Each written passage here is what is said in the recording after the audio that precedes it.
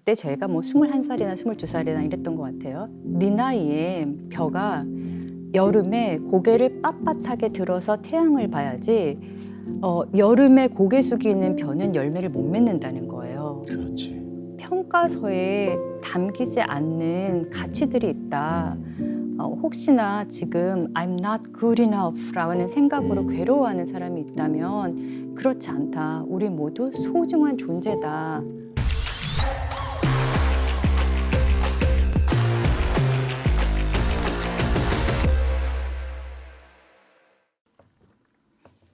네, 안녕하세요. 새밭을 만들고 있는 새밭이 구범준 PD입니다. 새밭이 나머지 45분, 오늘 손님은 구글의 수석 디자이너, 그리고 생각이 너무 많은 30살에게라는 책을 쓰신 김은주 디자이너님 모셨습니다. 안녕하세요. 반갑습니다. 구글 디자이너 김은주입니다. 네, 뭐 얼마 전에 우리 새밭이 강연이 공개되기도 하고 네, 또 유퀴즈에도 나오시고 네 맞습니다. 요즘 뭐 인기를 부과하고 계십니다. 한국에 사시는 건 아니고요. 네, 미국 캘리포니아 실리콘밸리가 제 직장이고요. 실제로 거기서 살고 있습니다. 그렇군요. 그 어떤 일을 좀 하고 계신가요? 디자이너면 뭐 여러 분야의 디자이너들이 있을 네네. 텐데. 네. 구글에는 여러분들 아시는 여러 프로덕트 팀이 있는데요. 뭐 검색팀, 유튜브 팀, 지메일 팀 이런 구글의 여러 프로덕트를 담당하는 팀들이 있는데 그중에서 저는 구글 어시스턴트라는 아마 여러분들은 AI 스피커라고들 많이 알고 계실 텐데 오케이 구글 메시지 보내줘. 헤이 구글 오늘 날씨 어때? 이렇게 음성으로 물어보면 시스템이 이해하고 답을 해주는 제품의 사용자 경험을 디자인하고 있습니다. 그렇죠. 그 구글에서 일하는 분들 사실은 뭐 구글 하면 막 꿈의 직장 뭐 이런 생각이 있어요. 뭐 그건 한국에서만 그런지 모르겠지만 네네네. 네. 마냥 행복하고 이렇게 안정적인 건 아니죠. 거기 있는 분들도 또 나름 어려움이 있죠. 이런 질문 많이 해주세요. 돈 버는 일이 마냥 행복하고 안정적인 일이 있을까요? 우리 집 마당에서 원유가 나오지 않는 이상 그렇다 하더라도 마냥 행복할까요? 간혹 꿈에 대해서 물어보면 구글에 입사하는 게 꿈이에요. 이렇게 답을 하시는 분들이 계세요. 그런데 참 아이러니하게도 구글에 입사한 다음에 Now what? 이렇게 멘붕이 오시는 분들이 상당히 있어요. 구글에서 입사하자마자 아니면 좀 일하다가 일하다 보니 여기도 결국엔 직장이네 이런 생각이 드는 거죠. 나는 이걸 위해 달려왔는데 이러신 분들이 있고요. 실제 이제 공부하는 분들, 저는 미국에서 유학하시는 분들을 많이 보니까요. 공부하는 분들을 보면 석사, 박사, 포닥까지 하면 거의 30대 뭐 후반 이렇게 되는데 까지 한 후에 멘붕이 오시는 분들도 상당히 많으세요. 그 다음 길에 대해서는 생각해 본 적이 없는 거예요. 포닥까지는 해야 된다니까 했는데 그 다음에 나 뭐 해야 되지? 이렇게 되는 거예요. 네, 그래서 제가 책에서도 썼지만 꼭 당부를 드리는 건 어디를 입사하겠다, 뭐가 되겠다, 뭐 이런 꿈보다는 첫 번째는 나를 이해하는 게 너무너무 중요하더라고요. 나는 어떤 성향과 어떤 기질을 가진 사람인가를 이해하는 게 너무 중요해요. 제가 쌍둥이 딸이 있거든요. 딸들이 쌍둥이군요. 쌍둥이에요. 딸 쌍둥이가 있는데 제가 딸 쌍둥이를 낳고 많은 걸 배웠지 않았겠습니까? 어떤 점을 배우셨나요? 타고나는 거다. 타고나는 거다? 네, 타고나는 거다. 그래서 제가 한 2살까지는 내가 뭘 잘못했다고 생각을 했어요. 네. 내가 뭘 잘못해서 애들이 한 명은 좀 이렇게 예민하고 한 명은 이렇구나라고 생각했는데 키우면 키울수록 타고나는 거구나. 그 쌍둥이조차 일란성 쌍둥이인데. 일란성인데 일란성 쌍둥이. 너무 달라. 너무 다르고 제가 예를 들어드리면 해나랑 유나인데 유나는 평상시에 공부를 착실하게 잘하는 친구예요. 유나는 좀 완벽주의 기질이 있어서 본인이 끝까지 알 때까지 공부하지 않으면 굉장히 불안해하는 친구예요. 해나는 좀 이렇게 널널한 친구고요. 근데 시험을 보면 시험 점수가 둘이 비슷하게 나와요. 분명 저는 이상하다. 유나는 공부를 굉장히 열심히 했고 해나는 공부를 안 했는데. 그럼 해나가 2등 아닌가요? 왜 점수는 비슷하게 나오지? 심지어는 해나 점수가 더 높을 때도 있어요. 이게 뭐지? 라고 생각을 했는데 선생님 말씀이 제가 그래서 학교 가서 물어본 거예요. 왜 이러냐. 유나 같은 성격은 예를 들어 정해진 시간 안에 보는 시험 같은 경우에 1번 풀고 2번 풀고 3번에서 막히면 넘어갈 수가 없는 거예요. 아, 약간 네. 완벽주의. 네, 네. 그래서 3번에서 막히면 3번을 끙끙끙끙 앓고 있다가 시간에 쫓겨서 뒤를 확 망치는 거예요. 근데 해나 같은 성격은 1번 풀고 2번 풀고 3번 모르겠어요. 아, 모르겠네. 4번 풀자. 이러고는 4번으로 넘어가는 거예요. 그래서 4번 풀고 5번 풀고 쭉 하다 보면 다시 돌아와요. 3번 뭐 대충 찍거나 아, 이제 알겠네. 그리고 푸는 거죠.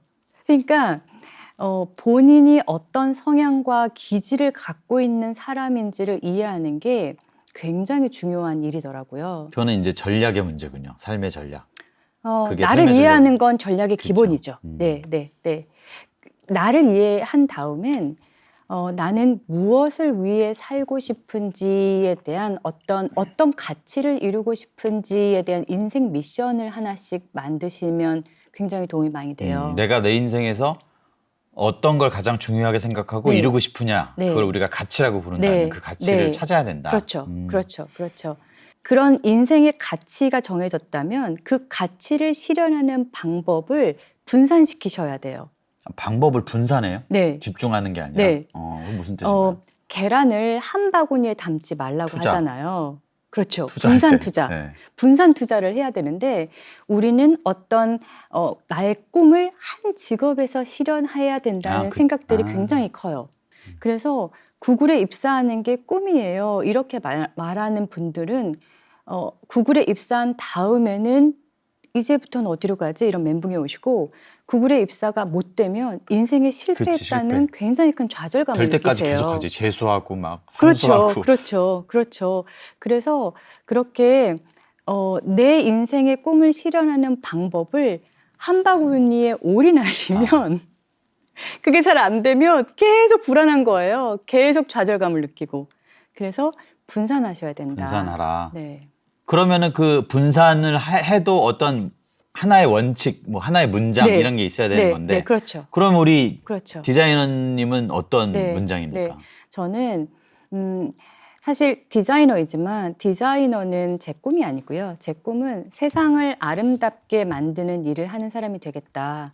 이게 제 꿈이에요. 나는 세상을 아름답게 만드는 사람이다. 네, 네. 그렇구나. 그래서 디자이너도 세상을 아름답게 만드는 제 꿈을 실현하는 일이고요. 책을 쓴 것도 제가 세상에 유익함을 주고 싶은 마음에서 쓴 거고, 강연을 하거나 누군가의 고민을 들어주거나 뭐 이런 모든 일들이 제 꿈을 실현하는 일이기 때문에 저에게 효용감을 주는 거예요. 그런 일들을 할 때마다 아, 내가 오늘도 내 꿈을 실현했어. 누구 가서 후배 고민 들어주면 아, 나도 오늘도 꿈 실현했네. 이런 효능감들이 계속 생겨나는 거죠. 멋진 어떤 슬로건처럼. 네. 그렇죠. 네. 좋습니다. 네. 세상을 아름답게 만드는 일. 네, 예. 네. 그 일의 일환으로 맞습니다. 이 책을 쓰신 네. 거잖아요. 네. 근데 사실은 제목은 30살에게예요. 생각이 많은 30살에게. 네. 왜 30살을 택하셨나요? 네, 네. 코로나가 갑자기 와서 모든 대학이 온라인 강연으로 바뀌었잖아요. 온라인 클래스로. 구글도 작년 3월부터 재택근무 중이에요. 그러면서 제가 재택근무 시작하고 나서 대학과 취업 준비생들 대상으로 온라인 강연을 할 기회가 여러 번 있었어요. 그러면서 제가 20, 30대 분들을 많이 만나게 된 거죠. 그리고 그분들이 가지고 있는 고민들을 많이 듣고 답하는 이런 일들을 한 거예요. 그러다 보니 저도 그때 시절이 계속 생각이 나고 그분들이 느끼는 공포감이 아니면 불안감이 그분들의 잘못만은 아닌 것 같다라는 생각이 굉장히 강하게 들어서 마음이 굉장히 이렇게 남았어요. 우리가 이제 사회에 나갈 준비가 안 돼 있다고 생각하니까 이렇게 좀 미뤄요. 사회에 나가는 일을. 그래서 휴학을 하거나 아니면 대학원에 진학하거나. 네, 대학원에 진학하거나 아니면 어학연수를 가서 뭐 스펙을 더 만든다거나 이렇게 해서 최대한 좀 막 미뤄요. 그런데 30 정도가 되면 더 이상 미룰 수가 없는 거예요. 없다. 네. 그 나이가 30이다. 네, 더 이상 미룰 수가 없어요. 그리고 부모님들도 20대에는 조금 기다려 주세요. 그래도 뭐라도 하겠지. 자리 잡겠지. 내가 어떻게 뒷바라지를 했는데 좋은 직장 들어가겠지, 뭐 이렇게 하겠지 이렇게 기다리시다가 30을 딱 찍는 순간 폭발하시는 거예요. 그 기다림이. 그러네요. 네, 30이라는 의미가 네, 있었네요. 네. 진짜. 내가 너를 위해서 지금까지 투자한 게 얼만데 아직도 자리를 못 본전 잡고 있냐. 생각하시죠. 네. 왜냐하면 30에는 부모님이 더 이상 해줄 수 있는 게 없어요. 맞아요. 네. 그러니까 그 전에는 대학생 때까지만 해도 부모님께 얘기해서 어학연수도 가고 부모님께 얘기해서 대학원도 가고 뭐 이랬단 말이에요. 근데 30이 되면 부모님이 어떻게 회사를 취직시켜 줄 수 있는 게 아니에요. 그러니까 부모님도 멘붕, 서른도 멘붕. 세상은 너 이제 어른이야, 나이값 해야지, 너 이제 네 앞가림 해야지 이렇게 말을 갑자기 하는 거예요. 그러니까 그 나이 때 느껴지는 그 멘붕 상태가 너무 마음이 가서 제목을 만들었습니다. 네. 약간 또 감정이 울컥하네요. 이게 이제 제목은 30살에게 있지만 네. 저도 읽어보니까 제가 이제 만 40 끝이거든요. 만으로. 네, 네. 그러니까 뭐 우리 나이는 50대인데도 네. 저도 불안해요, 사실은. 네. 불안한데 네. 그 불안감 가운데서 그 불안함을 좀 어쩌면 나의 노력으로, 네. 나의 노력, 뭐 네. 세상의 구조가 뭐 당장 바뀌진 않을 테니까 네, 네. 네. 나의 노력으로 할 수 있는 것들이 되게 많더라고요. 네. 네. 그 중에 이제 우리 세바시 강연에서도 언급을 하셨는데 네, 네. 미 팩트 테이블. 네, 네. 네. 네. 그거는 좀 자기에 대해서 잘 알아보고 전략적으로 생각할 수 있는 것 네. 같아서 네. 조금 더 자세하게 좀 네. 설명을 해주신다면 네. 이게 뭔가요? 회사 면접을 보면 굉장히 흔한 질문이 장점이 뭔가요? 단점이 뭔가요? 뭐 이런 질문이잖아요. 이게 굉장히 흔한 질문이면서도 사실 대답하기 매우 골치 아픈 질문이에요. 막상 생각보다 우리가 우리 장점이나 단점을 잘 네. 생각 안 해요. 네, 그죠? 네. 막상 나에 대한 장점을 말하라고 그러면 뭘 말해야 될지를 모르겠는 거예요. 저도 물론 그런 경험을 많이 했고요. 그래서 이제 뭐 써보자, 네. 기록해보자 네. 생각 이거죠. 네, 네, 네. 그렇게 한 거예요. 그래서 그러면 막연히 생각할 게 아니라 나의 팩트로부터 시작해보자. 그럼 나의 팩트라는 건 뭔가요, 주로? 그러니까 그야말로 정말 팩트예요. 나는 한국인이다. 그런 거군요. 네. 나는 남자다. 네, 나는 여자다. 나는 애가 둘인 엄마다. 나는 일리노이 공과대학 졸업생이다. 정말 사실. 팩트, 사실만. 예, 팩트를 적어 나가는 거예요. 그러니까 이런 어떤 그런 조금 더 주관적인 건 나중에 들어갔어요. 나중에. 예, 처음에는 정말 팩트만 써서 그 팩트가 가진 장점과 단점, 그래서 전략까지 이끌어내려고 생각을 구체화시키는 작업을 했고요. 그러니까 팩트를 쓰면 그 팩트로부터 장점이 네. 있을 테고 네. 또 약점이 있을 네, 테고 네, 네, 네. 이거를 커버하는 전략을 쓰라는 거군요. 네, 네, 네. 이를테면 나는 한국인이다. 팩트죠.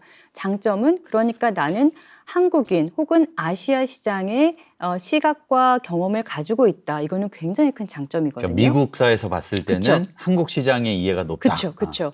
단점은 그렇다 보니 미국 시장에 대한 경험이 부족하다. 거기로부터 만들어진 전략은 나는 글로벌 시장을 타겟으로 하는 기업으로 가야겠다. 그렇지. 글로벌 시장으로 타겟으로 하는 회사인데 한국 쪽 그쵸? 일을 하면 되니까. 그리고 그 중에서도 한국이 좀 두각을 나타내는 그래서 내가 한국인인 게 장점이 될 수 있는 회사를 찾아야겠다. 뭐 이런 식이 되는 거죠. 네. 그러네요. 네, 그렇게 써내려가고 그걸 하다 보니 나중에는 약간 주관적일 수 있는 하지만 내가 나 자신에 대해서 생각하는 사실들도 적었어요. 그러니까 뭐냐면 나는 얼리 어댑터다. 이거는 사실 뭐 누가 팩트라고 하겠어요? 그래도 이제 어떤 빈도의 정도를 그쵸. 보면 그쵸. 팩트에 가깝게 그쵸. 찾아낼 수 그렇죠. 있겠죠. 네, 그래서 나는 얼리 어댑터다. 그러니까 나는 신기술 이런 거 연구하고 알아보고 디자인하는 걸 굉장히 좋아하는 사람인 거죠. 그게 장점이 될 수 있고 단점은 이제 미국 메인 마켓 주류 시장에서는 너무 앞서가는 신기술 얘기다 보니 시장이 아직 성숙하지 않았거나 이제 이런 일이 있을 수 있는 거고 그래서 가야 되는 회사도 이런 신기술, IT 회사, 뭔가 새로운 거 만드는데 이런 데를 찾아야겠다. 뭐 이렇게 적어 나가는 거죠. 여러분들 이거 해보시잖아요. 그러면 토탈 여기에 회사 몇 개가 떠오르실 거예요. 저는 그렇게 해서 떠오르는 회사가 모토로라. 모토로라. 네. 이것도 이렇게 구체적으로 들으니까 굉장히 좋은 네. 전략 같아요. 네. 이걸 나에 대해서 구체적으로 써보고 생각해보고 전략을 짜본다는 거. 네. 이걸 들으시는 분들 이제 미 팩트 테이블 한번 해보시고요. 그렇게 장점과 단점을 해서 전략까지 해서 떠오르는 회사가 혹시 세바시이면 개발자 여러분들, PD 여러분들, 지원하시는 분들 세바시에 지원해 주십사 부탁드리겠습니다. 너무 괜찮네요. 네. 그런데 이제 여기서 또 이게 팩트를 쓰다가 이제 장점이 연결이 잘 안 돼. 막 그러면 나는 왜 이렇게 잘하는 게 없지 이럴 수도 있잖아요. 네, 네. 이런 나만의 강점, 장점을 잘 알고 또 이걸 더 잘 이렇게 더 좋은 장점으로 이렇게 더 성장시키는 방법은 뭐가 있을까요? 그거는 제 경험상 훈련이 부족해서인 것 같아요. 훈련. 훈련. 저도 이제 그런 교육을 받고 자랐어요. 저는 사실 어렸을 때는 굉장히 열등감이 컸고요. 자존감이 굉장히 낮았던 사람이에요. 왜냐하면 저는 부모님이 많이 가부장적이시고 권위적인 이런 분이신데 여자는 안 된다. 예, 이렇게 이제 여자는 안 돼. 이런 말씀을 굉장히 많이 하셨고요. 뭔가 안 된다고 하셨어요, 항상. 뭔가 안 돼. 예. 다 안 돼. 예, 이렇게 예. 했던. 근데 그게 안 되는 게 어. 제가 예를 들어 뭔가를 열심히 해요. 근데 뭐가 잘 안 됐잖아요. 내가 그럴 줄 알았다.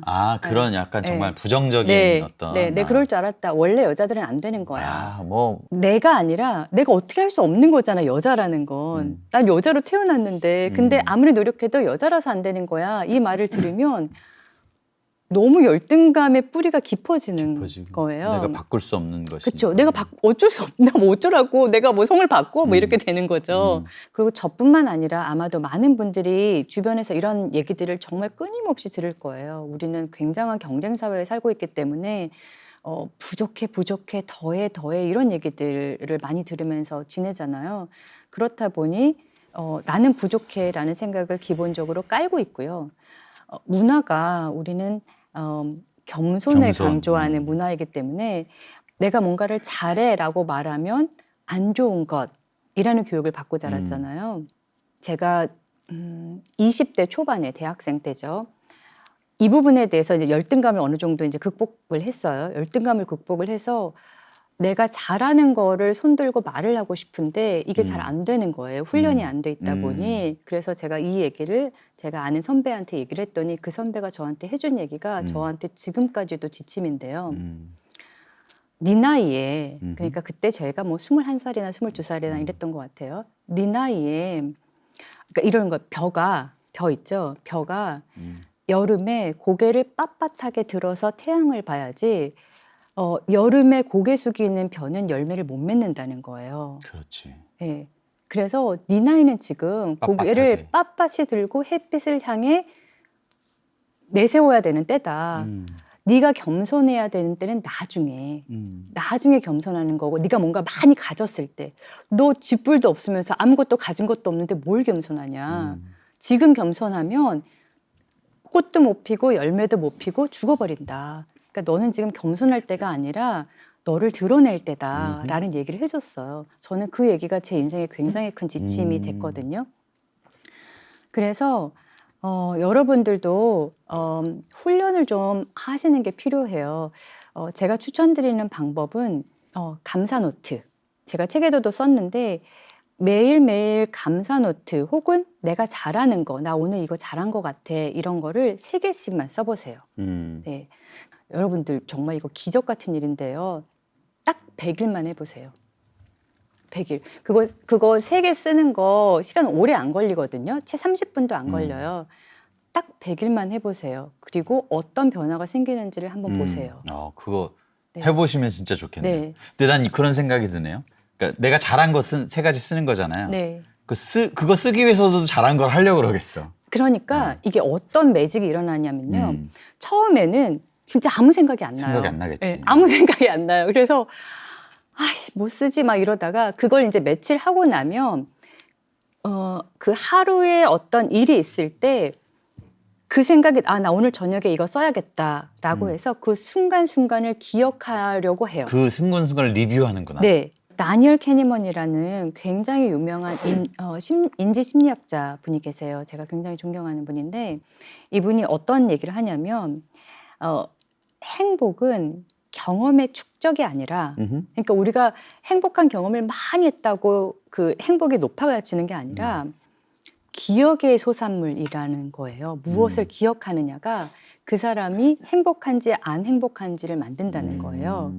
제가 이 얘기를 굉장히 그렇지라고 했던 게 제 친구가 이태리에 갔다가 일주일 동안 여행을 했어요. 너무너무 재밌게 잘 지냈다는 거예요. 그런데 마지막 날 소매치기를 당했어요. 아. 네. 그래서 그 친구가 가지고 있는 이태리에 대한 여행에 대한 기억은 기억이 다시는 안 가고 싶은 나라. 지옥같이 네. 느껴지는 거고. 네, 다시는 안 가고 싶은 나라. 그런데 사실 객관적인 총량으로 보자면 내내 재밌었단 말이에요. 내내 재밌었고 소매치기 경험은 딱 마지막 잠깐인데 그게 그 친구가 가지고 있는 이태리 여행에 대한 기억이고 그걸 다 점령해 버리는 거예요. 그렇죠. 나쁜 기억이. 그렇죠. 그렇죠. 그래서 기억의 소산물이라는 거예요. 사람의 기억이 굉장히 불안정해요. 그래서 내 기억을 계속적으로 복기하고 교정해서 내가 오늘 꼭 나쁜 일만 있었던 건 아니야. 내가 모든 일을 다 못하는 사람은 아니야. 봐, 나 오늘 이것도 잘했고 이것도 잘했어라고 교정시키는 작업이 굉장히 도움이 많이 돼요. 이 말이 정말 기억의 교정. 네. 야, 이거 꼭 기억해야겠네요. 네, 네, 네. 이 말이 되게 많은 거를 알려주네요. 네. 그래서 이런 기억의 교정을 위한 일이 잘한 거 3가지씩 쓰는 일. 네, 네, 그러면 네. 우리의 네. 자아 긍정성이 네. 되게 높아지고 네, 네, 네, 우리 네. 장점에 대한 개발도 이제 힘을 얻게 되는 기억의 교정. 여러분들이 불안을 느끼는 원인이 2가지인 것 같은데요. 하나는 막연해서. 막연해서 네, 그렇죠. 네. 그냥 감정의 상태가 막연히 불안해요. 막 초조하고 불안하고 이렇거든요. 그 막연함을 걷어내셔야 돼요. 그 막연함을 걷어내는 게 이제 구체화시켜서 글을 써보거나 말을 해보거나 대화를 해보는 그렇죠. 거고요. 2번째는 내 기억이 잘못돼 있어서 그래요. 내 기억이 틀어져 있어서 이 기억을 교정시키는 작업들을 하셔야 돼요. 야, 기억의 교정 오늘 또 새롭고 그리고 내 인생에 정말 필요한 걸 하나 알게 됐습니다. 근데 지금은 이제 이런 것들을 좀 우리 김은주 저자님께서는 이런 것들을 좀 알고 네네. 또 우리 경력도 좀 25년 정도 쌓이고 네네. 네. 근데 사실은 불안했던 적이 더 많죠. 그럼요. 그럼요. 불과 뭐 며칠 전에도. 특히 네. 그 구글에 처음 입사했을 때는 네. 뭔가 뭐 이런 충격 같은 게 있을 것 같은데 네. 뭐가 제일 좀 황당하던가요? 제가 구글에 입사해서 첫 1년을 엄청 헤맸어요. 첫 1년? 네. 제가 나름 많은 분들이 저를 프로 이직러라고 부르세요. 맞아요. 지금 뭐 글로벌 기업 보니까 마이크로소프트에서도 일하셨고 네. 퀄컴에서도 네. 일하시다가 네. 삼성전자에 네. 계시다가 이제 네. 구글로 가신 거죠. 풀타임 직장으로 하면 구글이 7번째이고요. 7번째. 인턴이나 계약직을 포함하면 11번째 직장이에요. 그럼 11개의 명함이 있는 거군요. 그렇죠. 그렇다 보니 이제 많은 분들이 저를 프로 이직러라고 부르시는데 이직이 쉽지 않아요. 이직해서 적응한다는 일이 쉽지 않거든요. 그래서 꼭 구글에서만 힘들었던 건 아니고 매번 이직할 때마다 힘든 과정을 거치긴 했던 것 같아요. 그러니까 11번을 쓰면 거의 1년씩 헤맨다 그러면 11년을 인생에서 아니, 헤매신 거잖아요. 그런데 보통은 6개월 정도면 적응을 했거든요. 예, 보통은 6개월 정도면 적응을 했는데 구글은 1년이 갔으니까 너무 길어져 구글은 버린 좀 긴 거죠. 편이었군요. 예, 너무 길어졌는데 제가 그 전에 다녔던 회사들하고 많이 달라서 그랬던 것 같아요. 네, 같은 글로벌 기업끼리도 많이 다르군요. 구글이라는 문화 자체가 바름업 문화라고 부르는데요. 그러니까 이게 거의 모든 일들이 팀원들 간에 팀들 간에 조율하고 협의하고 합의하고 이런 일들이 굉장히 많아요. 예. 위에서 뭘 이렇게 해라 지시하는 게 아니라. 예. 그리고 그게 마음이 동의해야지만 될 일을 해요.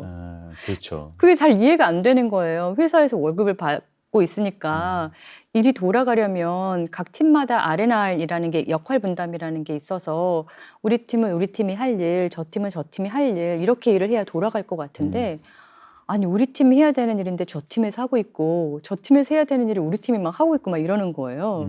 너무 이해가 안 되는 거죠. 왜 이러고 있냐 이러면은 why not 뭐 이런 답을 하고 why 있고. not? 네, 그래서 완전 너무 멘붕이 많았죠. 예. 팀이 다른 팀인데 하는 일이 비슷해진 건 그들이 결정을 해서 그런 건가요? 네. 제가 구글에 와서 느낀 게 구글은 밖에서 볼 때는 굉장히 큰 기업인데 안에 들어와서 보니 수많은 스타트업의 플랫폼 회사구나. 아, 그게 스타트업들처럼 네. 구글이라는 테두리 네. 위에 있는 거군요. 네. 그래서 팀들, 그러니까 소규모 팀들마다 모두 다 스타트업 운영하는 것처럼 그렇게들 운영들을 하고 그게 허락되는 공간, 하고 싶은 거 다 하세요. 뭐 해보세요. 똑같은 거 해도 괜찮아요. 누군가는 다른 생각을 하겠지. 뭐 이렇게 두는 거죠. 그러나 거기에 대한 평가는 되게 냉혹하게. 그렇죠. 얼마나 냉혹합니까? 1년에 2번 하고요. 상반기, 하반기 이렇게 2번 평가가 이루어지고 사실 다면 평가라는 건 미국 문화여서 제가 다녔던 미국 다른 회사들도 다 다면 평가를 했었어요. 기본적으로 이제 다면 평가는 어려운 점이 일만 잘한다고 좋은 평가를 받을 수 있는 게 그렇죠, 아니에요. 그렇죠. 네, 굉장히 공정성을 기하려다 보니 팩트 드리븐, 데이터 드리븐 하는 거예요. 그래서 평가서에 다면 평가서에 이렇게 막연하게 쓰면 안 돼요. 굉장히 구체적으로 써져 있어요. 동료들의 평가가. 네. 그리고 냉정하다는 거군요. 좀. 냉정한데 굉장히 구체적으로 써져 있고요. 저도 그렇게 써야 돼요. 저도 그렇게 써줘야 되고 동료들에 대해서. 그리고 제가 만든 어떤 성과물들 있잖아요. 예를 들면 그 성과물이 제가 혼자 만든 게 아니라 여러 명이 같이 만들었다. 그럴 경우에 그 성과물을 다 열어요. 열어서 이 중에 뭐를 당신이 한 거야. 네가 한 걸 얘기해봐. 네. 그래서 사실 무임승차가 굉장히 어려운 불가능한. 시스템이에요. 네, 이 중에서 네가 한 게 뭐야 이렇게 되는 거죠. 그러다 보니까 스트레스도 많고 평가를 시작합니다라고 알리는 이메일부터 실제 제 평가 결과를 받기까지 거의 한 2-3달이 걸리거든요. 네. 그걸 인사평가 뭐 시즌 이렇게 말해도 되겠네요. 길이가. 네. 그럼 뭐 엄청난 다 스트레스 속에 있나요? 그렇죠. 게다가 이제 매니저들은 엄청난 스트레스죠. 왜냐하면 조정을 하거든요. 캘리브레이션 세션이라고 하는데 조정하는 시간들을 가져요. 그래서 한 명 한 명이 공정하게 평가가 되어 있는지를 다시 디스커션을 하는 거예요. 야, 빈틈이 없겠네요. 네. 그런 속에서 구글의 우리 직원들은 그 시즌에 뭔가 뭐랄까 현타가 온다고 해야 되나 아니면 그 냉정함에 뭐 치를 떨 수도 있고 그 인사평가 시스템으로 평가를 좋지 않게 받을 수도 있고. 그럼요. 그러니까 여기저기서 곡소리 나겠네요. 그럼요. 네, 우리 디자이너님도 우리 세바시 강연에서 저는 그 파트가 제일 좋은데 우물 안의 개구리라는 제목의 글을 쓰신 거. 네. 이제 작년에 평가가 시작된다는 이메일을 받고 작년은 또 코로나 때문에 다들 너무 힘들었잖아요.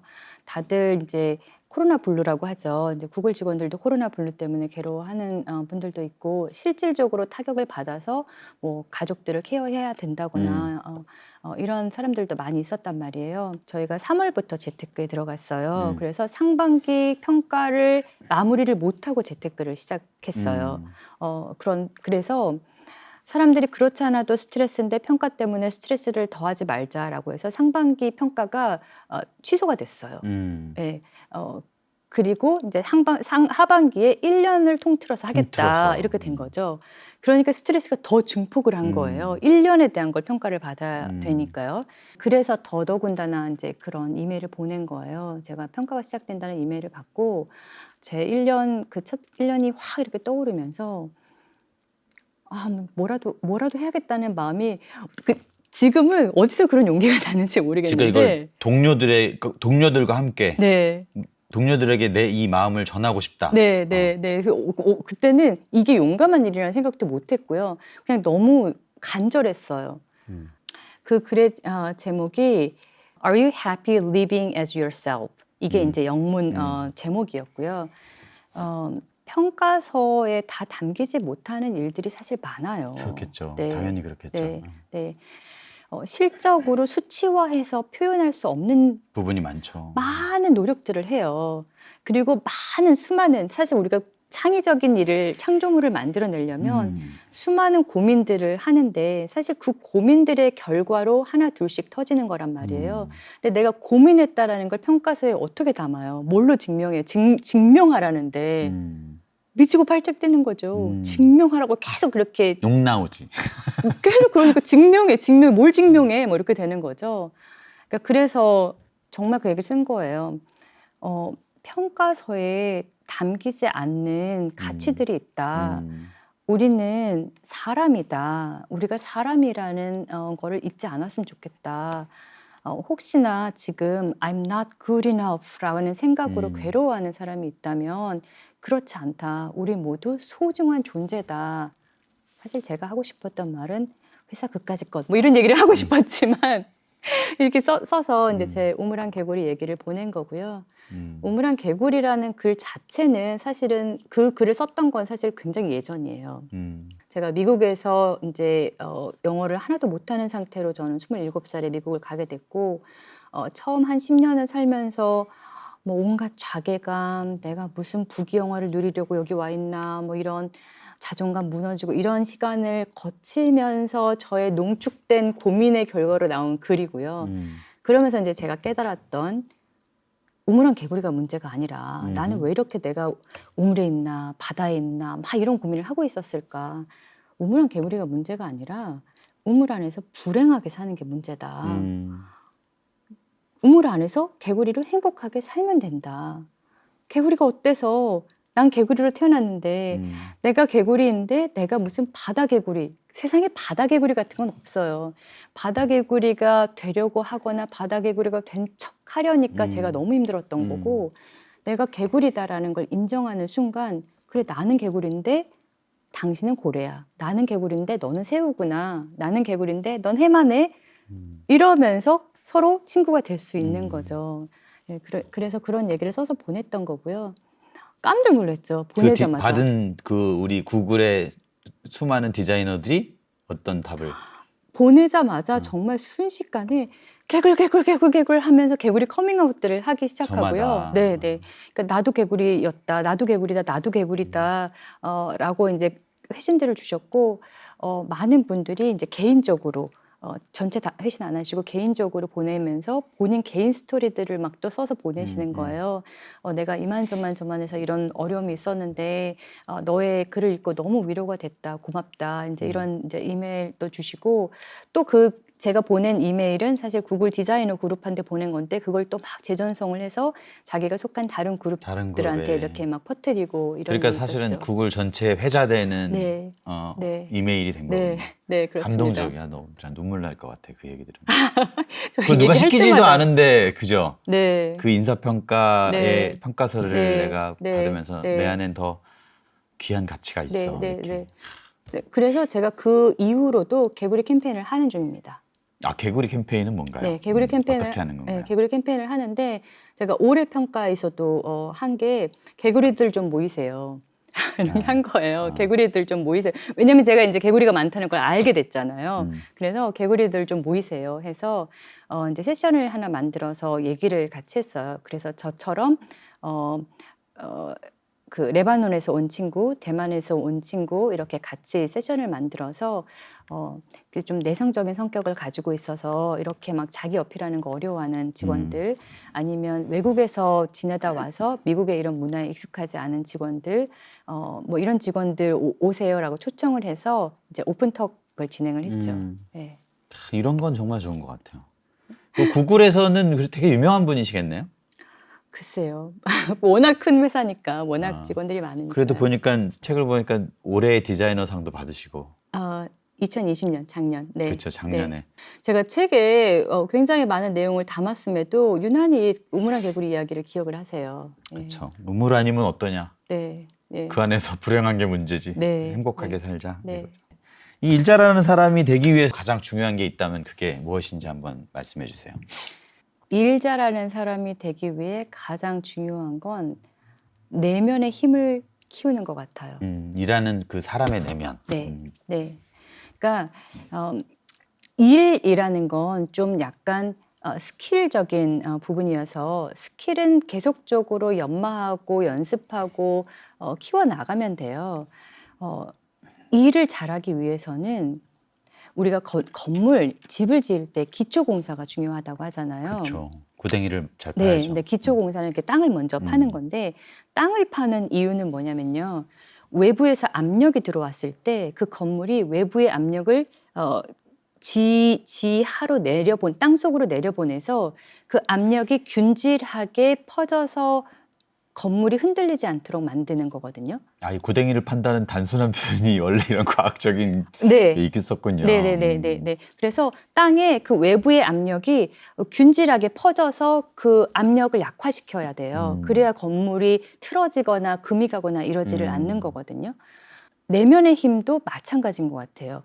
그러니까 외부에서 어떤 안 좋은 압력이 들어왔을 때 뭐 상사가 나한테 스트레스를 받게 했다거나 아니면 뭔가 일이 부러졌다거나 아니면 뭐 원래 하려던 계획이 틀어졌다거나 이런 일이 생겼을 때 내면이 단단한 사람은 그걸 극복하는, 회복하는 힘이 있어요.